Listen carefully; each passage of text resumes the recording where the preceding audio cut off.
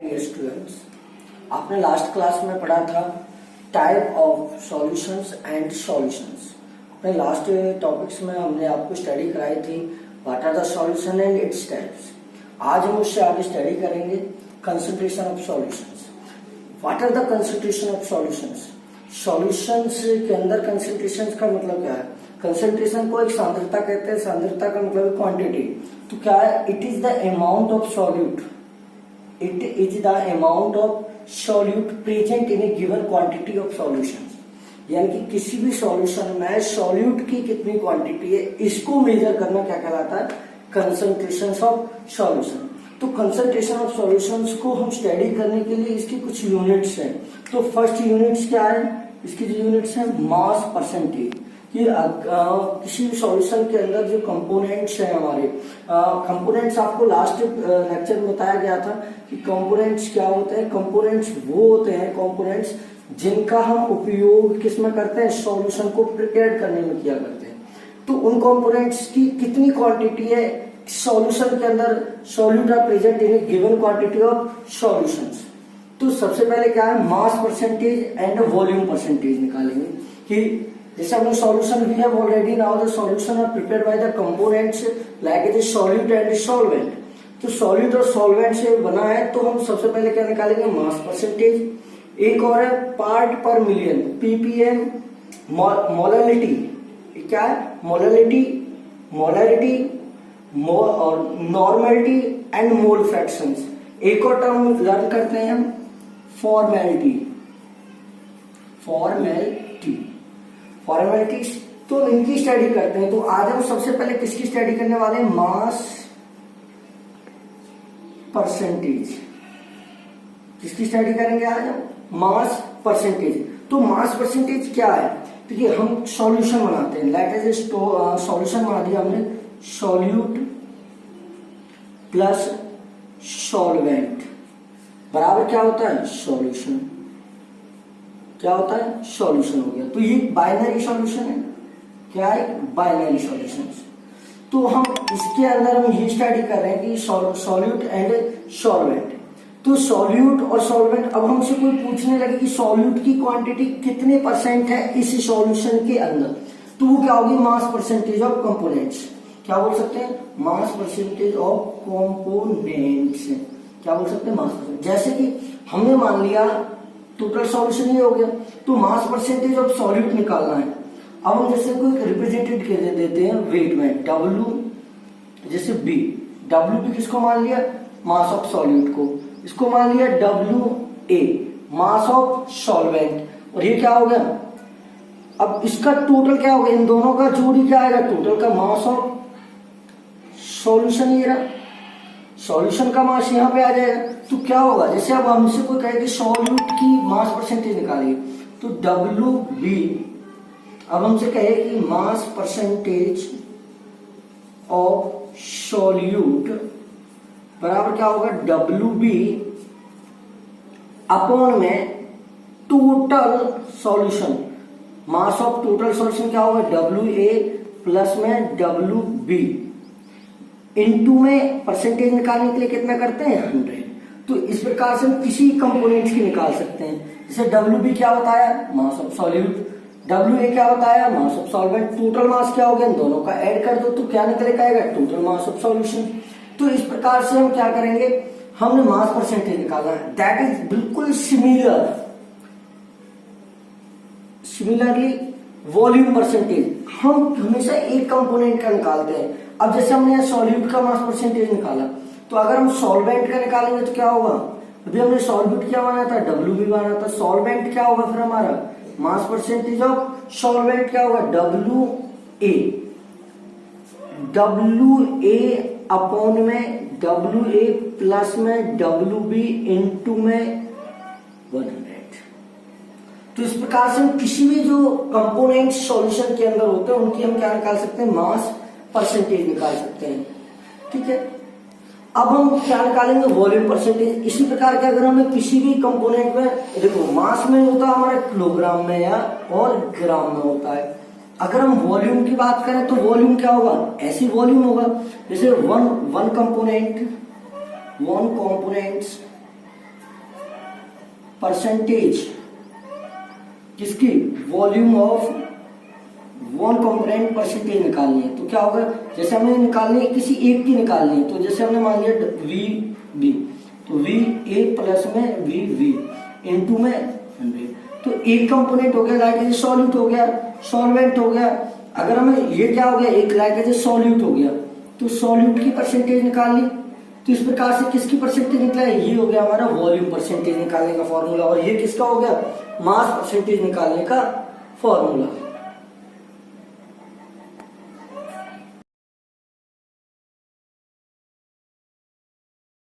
Percentage का हमने एक फॉर्मूला किया था, मास परसेंटेज ऑफ सॉल्यूट जैसे निकालना है हमें, तो हमें किया था डब्ल्यू बी अपॉन में डब्ल्यू ए प्लस में डब्ल्यू बी इनटू में 100। तो हमें एक न्यूमेरिकल्स बेस पे हम इसको समझने की कोशिश करिए, क्योंकि पेपर में ज्यादातर न्यूमेरिकल्स आते हैं। तो देखिए कैसे, 10 ग्राम ऑफ सोडियम क्लोराइड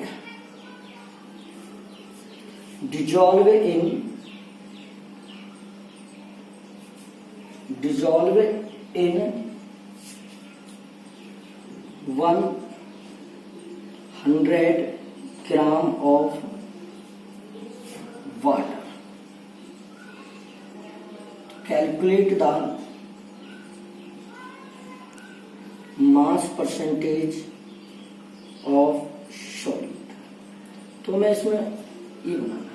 अब आप एक चीज देखिए, ये कितना दे रखा है 10 ग्राम, और ये कितना दे रखा है 100 ग्राम।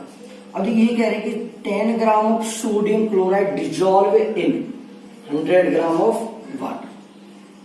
तो ये क्या हुआ, जो स्मॉल क्वांटिटी ये क्या हुआ, सॉल्यूट हुआ, और ये क्या हुआ, सॉल्वेंट। तो सॉल्यूशन निकालना है। सबसे पहले हमारे पास मास ऑफ सॉल्यूट कितना है 10 ग्राम, मास ऑफ सॉल्वेंट बराबर कितना है 100 ग्राम, कितना है 100 ग्राम। तो आपको पता है सॉल्यूशन का मास कैसे निकालते हैं, सॉल्यूट प्लस सॉल्वेंट बराबर क्या आता है सॉल्यूशन। तो क्या होगा, सॉल्यूट कितना 10 ग्राम प्लस में 100 ग्राम बराबर कितना आ गया 110 ग्राम।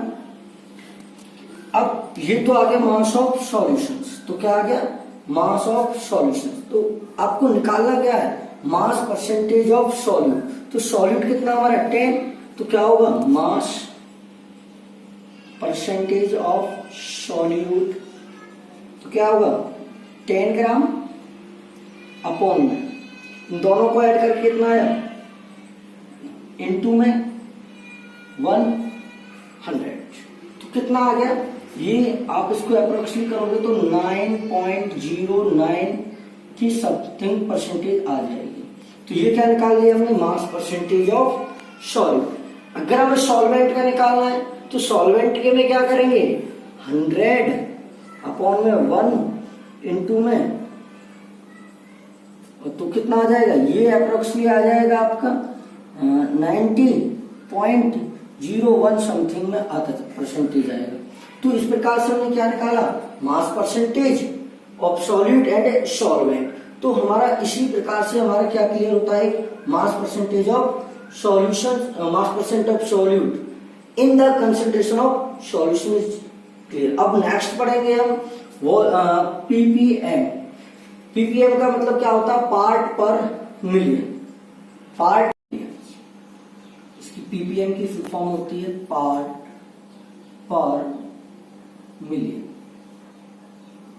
मतलब मीन्स 10⁶। एक और चीज, पार्ट पर मिलियन का मतलब है जो अमाउंट ऑफ सॉल्यूट है, अमाउंट ऑफ सॉल्यूट,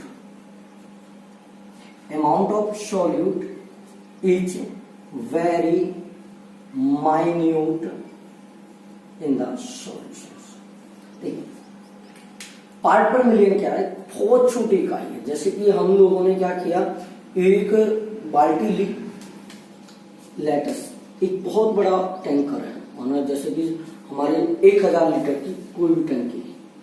अब इसमें हम क्या करें, हम कोई बहुत छोटी इकाई मात्र लगभग 1 ग्राम डाल दें, तो बहुत कम है एज कम्पेयर, तो यानी कि बहुत ज्यादा माइन्यूट, बहुत छोटी, मतलब इमेजिनरी में तो बहुत छोटी इकाई जिसकी सॉल्यूट की, किसके अंदर, सॉल्यूशन के अंदर, तो वो क्या कहलाती है, पार्ट पर मिलियन। तो इसमें जो होता है पार्ट पर मिलियन निकालते हैं, तो पार्ट पर मिलियन के अंदर क्या होता है, it is a component, A mass of components in part per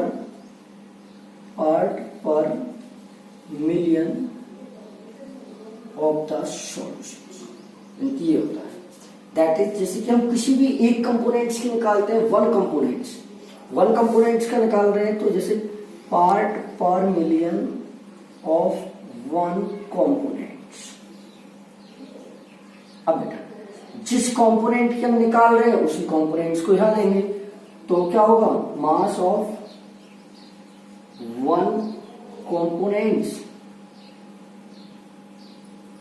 upon में total mass of solutions into 10 की पावर 6। तो ये किसका फॉर्मूला हो गया, पार्ट पर मिलियन का।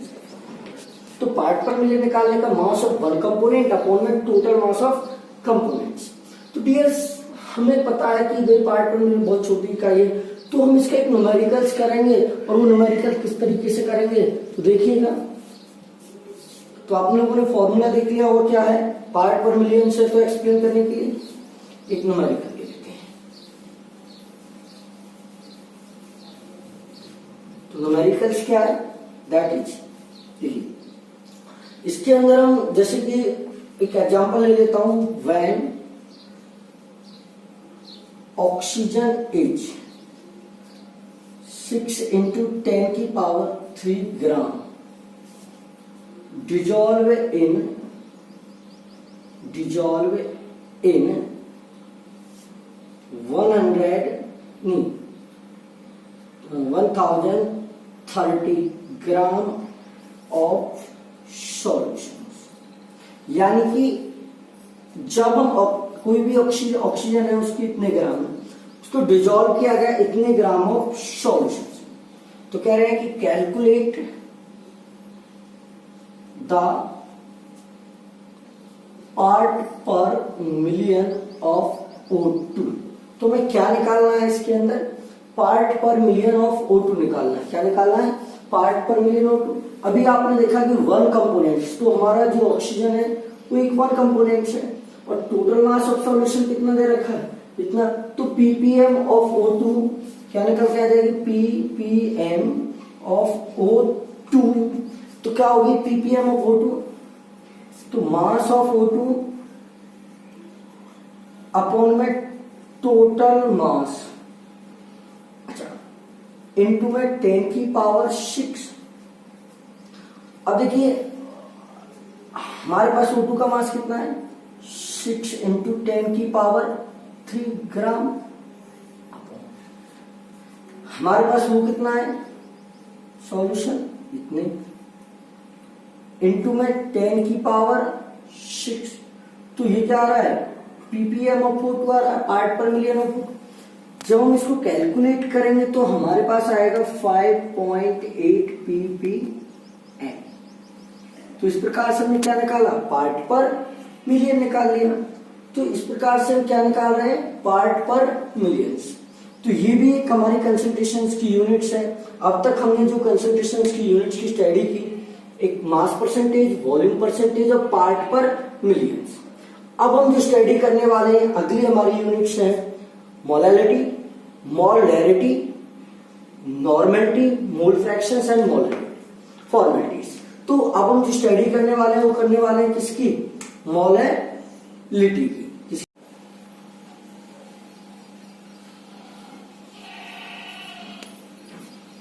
तो अभी तक आप लोगों ने पढ़ा पार्ट पर मिलियन, अब हम जो स्टडी करने जा रहे हैं कंसंट्रेशन ऑफ सॉल्यूशंस की यूनिट्स में, वो है मोलैरिटी।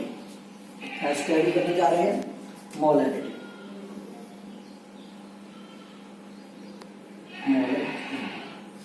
मोलैरिटी क्या होती है?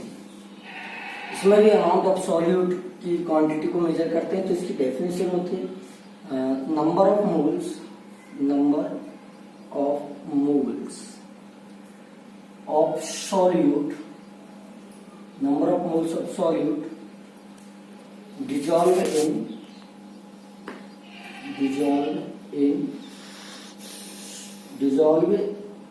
in solution in लीटर और millilitres.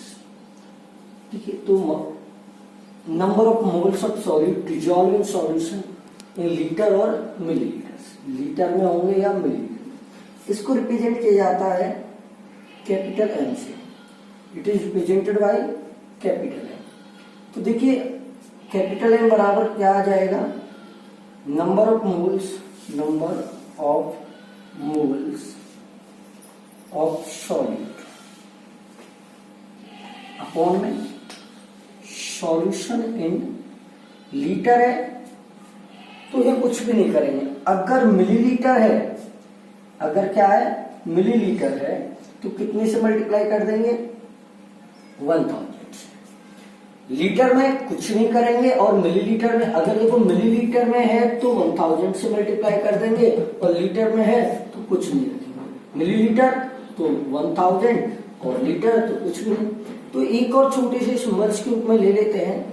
Number of moles of solid को हम रिप्रेजेंट करते हैं NB से, और वॉल्यूम ऑफ सॉल्यूशन को करते हैं V से। अगर ये हमारे किसमें है N, तो ये क्या इन मिलीलीटर में है तो मल्टीप्लाई बाई 1000, इतने से मल्टीप्लाई कर देंगे। तो यहां से ये मोलैरिटी हमारी क्लियर होती है। अब मोलैरिटी की एक SI यूनिट भी बनती है। क्या बनती है? SI unit. SI यूनिट क्या होती है? मोल पर लीटर, या आप ये कह सकते हो मोल पर मिलीलीटर। कई बार सेंटीमीटर भी आ जाते हैं, मीटर भी आ जाते हैं। तो इस प्रकार से लीटर और मिलीलीटर, ये इसकी SI यूनिट। कई बार एग्जाम में 1 नंबर में पूछ ली जाती है। तो नेक्स्ट सबसे बड़ी प्रॉब्लम्स है व्हाट आर द मोल्स, कि मोल्स क्या है, हम मोल्स कैसे निकालेंगे। तो मोल्स निकालने का फॉर्मूला होता है जो, जैसे हम न्यूमेरिकल जब हम करते हैं, न्यूमेरिकल्स के अंदर मोल्स की एक मास होता है। तो क्या होता है? गिवन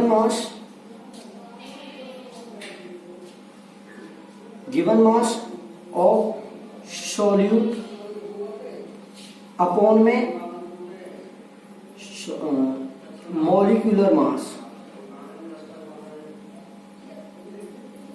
क्या होता है? Given mass of solute upon में मॉलिक्यूलर मास।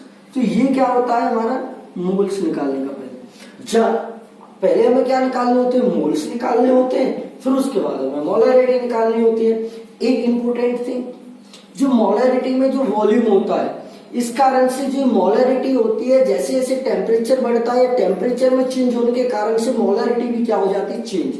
तो ये नोटेबल बात है। नोटेबल सबसे इंपॉर्टेंट चीज है कि मोलैरिटी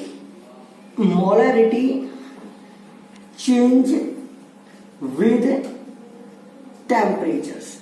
टेम्परेचर के साथ ही क्या होती है? मोलैरिटी चेंज हो जाती है। इसका कारण क्या है कि जो वॉल्यूम होता है वो क्या होता है? मोर एक्सपेंसिव होता है और कंस्ट्रक्टिव होता है। यानी कि वॉल्यूम में चेंज, जब किसी भी चीज का वॉल्यूम जो है वो लिक्विड की फॉर्म में है या वॉल्यूम है लीटर, वो क्या है? वो टेम्परेचर के साथ क्या हो जाएगा? चेंज हो जाता है। इसलिए मोलैरिटी भी क्या हो जाती है? चेंज हो जाती है। मोलैरिटी की, इसकी स्टडी की मोलैरिटी की। अब हम स्टडी करने वाले हैं मोलैरिटी। मोलैरिटी क्या होती है? मोलैरिटी एज सेम होती है मोलैरिटी के, बट थोड़ा सा डिफरेंस होता है। उसी डिफरेंस से बिल्कुल डिफरेंस हो जाती है, और इसकी प्रॉपर्टियां भी बिल्कुल डिफरेंट हो जाती है।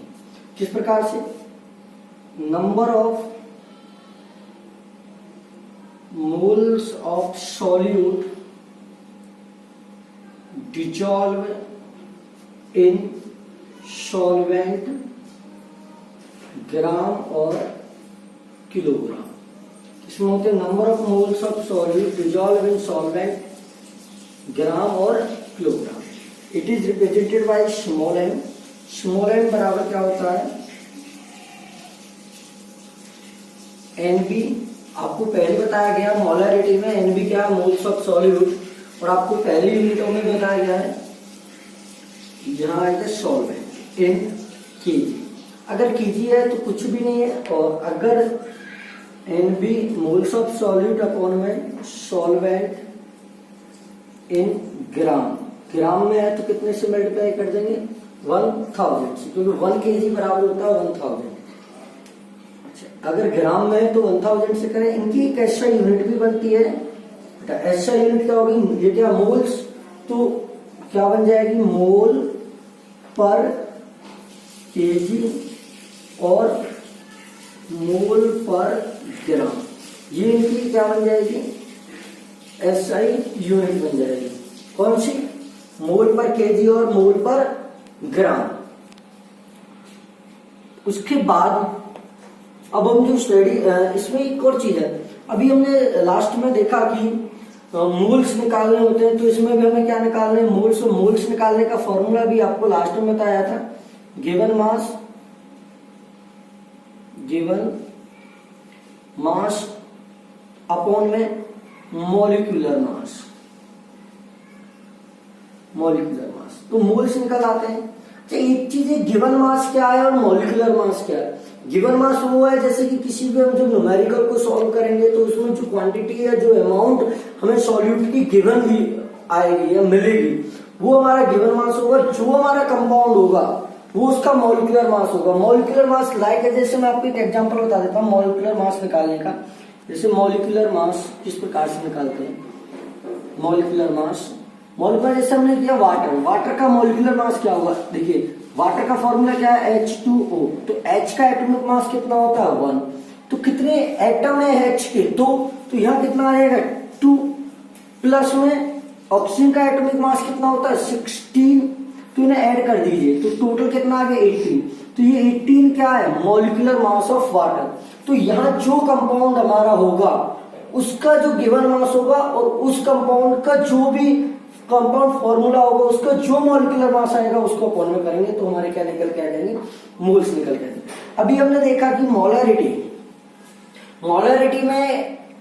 मोलरिटी चेंज होती थी किसके साथ, टेम्परेचर के साथ, बट मोलरिटी पे no effect of any temperature, no effect of temperature का कोई इफेक्ट नहीं होता, no effect of temperature on molarity के ऊपर टेम्परेचर का कोई भी प्रभाव नहीं होता। मैं भी आपको एक चीज और बताने वाला था, इनके बीच में डिफरेंस क्या है। तो इनके बीच में जो डिफरेंस है वो डियर्स ये है, देखिए एक बार मैं आपको एक्सप्लेन कर देता हूं।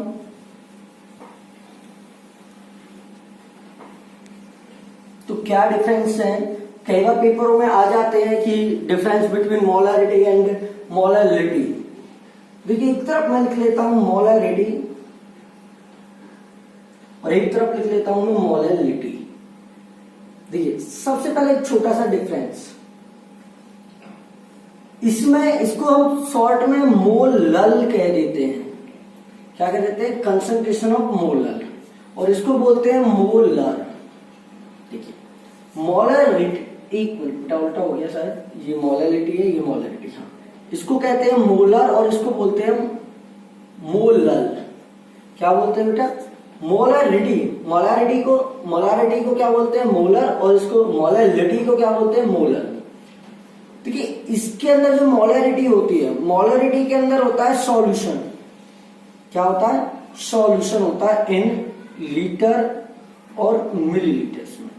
इसके अंदर जो होता है वो सॉल्वेंट होता है, और सॉल्वेंट किसमें होता है, केजी और ग्राम में होता है। ये सेंटीमीटर में भी चले जाते हैं। तो पहला डिफरेंस ये मोलर कंसंट्रेशन है, ये मोलर कंसंट्रेशन है। इसमें सॉल्यूशन होता है, इसमें सॉल्वेंट होता है। एक और चीज, दोनों में जो सिमिलरिटीज है वो दोनों में सिमिलरिटीज क्या है, दोनों में मोल्स होते हैं और मोल्स दोनों में इक्वली निकलते हैं। एक और चीज, इफेक्ट ऑफ टेम्परेचर का इफेक्ट देखें तो मोलरिटी क्या होती है, चेंज हो जाती है। क्या हो जाती है, change. Temperature change, molarity change. Molarity भी चेंज हो जाती है टेम्परेचर के साथ में। और ये इसमें इफेक्ट ऑफ टेम्परेचर देखते हैं तो टेम्परेचर हमने चेंज किया बट नो चेंज या no effect on molarity. Molarity पे कोई प्रभाव नहीं पड़ता है।